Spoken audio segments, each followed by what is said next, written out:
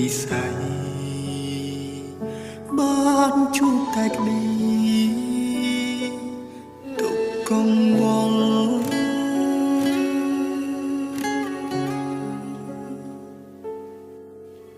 ឈ្មោះត្រឹមនេះក្រគ្មានអ្វីល្អនឹងកលយានឬព្រោះយើងគ្មានសំណាងអាចឆ្លងស្ពានឧបសគ្គទេ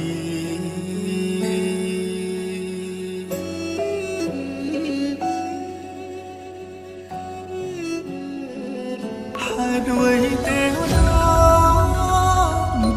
មេត្តាស្នើខ្ញុំឲ្យក្រៀបក្រំយំស្ទឹងលៀបឆ្ងាយវណ្ណៈ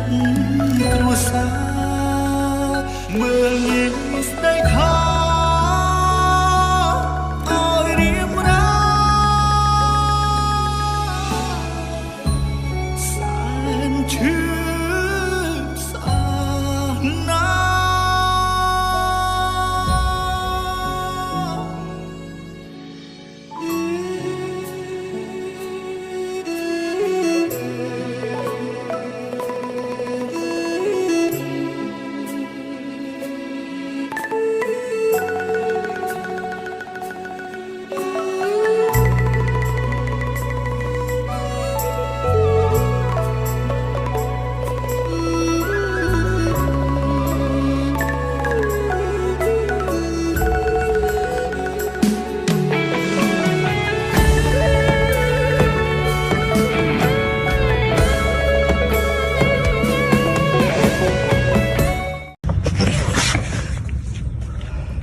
អូ